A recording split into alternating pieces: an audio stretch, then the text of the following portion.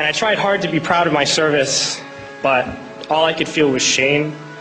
And racism could no longer mask the reality of the occupation. These were people, these were human beings.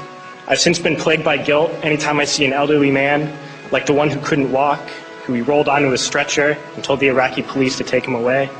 I feel guilt anytime I see a mother with her children, like the one who cried hysterically and screamed that we are worse than Saddam as we forced her from her home. I feel guilt anytime I see a young girl, like the one I grabbed by the arm and dragged into the street. We were told we were fighting terrorists. The real terrorist was me, and the real terrorism is this occupation. Racism within the military has long been an important tool to justify the destruction and occupation of another country. It has long been used to justify the killing, subjugation, and torture of another people. Racism is a vital weapon employed by this government. It is a more important weapon than a rifle, a tank, a bomber, or a battleship.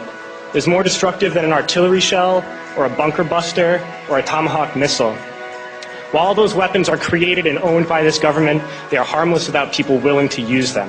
Those who send us to war do not have to pull a trigger or lob a mortar round. They do not have to fight the war, they merely have to sell the war. They need a public who is willing to send their soldiers into harm's way. They need soldiers who are willing to kill and be killed without question. They can spend millions on a single bomb, but that bomb only becomes a weapon when the ranks of the military are willing to follow orders to use it.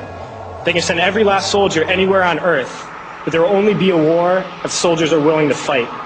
And the ruling class, the billionaires who profit from human suffering, care only about expanding their wealth, controlling the world economy. Understand that their power lies only in their ability to convince us that war, oppression, and exploitation is in our interest. They understand that their wealth is dependent on their ability to convince the working class to die to control the market of another country.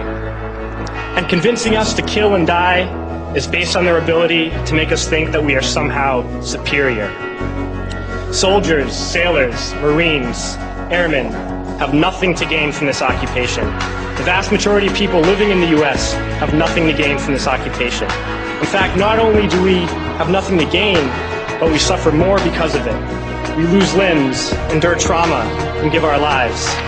Our families have to watch flag-draped coffins lowered into the earth. Millions in this country without health care, jobs, or access to education must watch this government squander over $450 million a day on this occupation.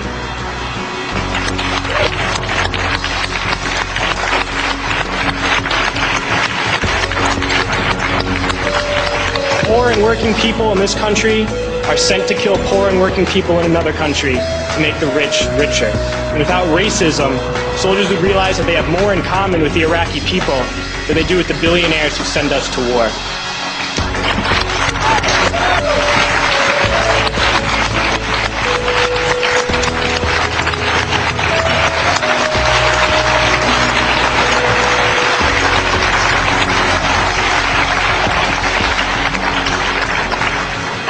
I threw families onto the street in Iraq, only to come home and find families thrown onto the street in this country, in this tragic and unnecessary foreclosure crisis.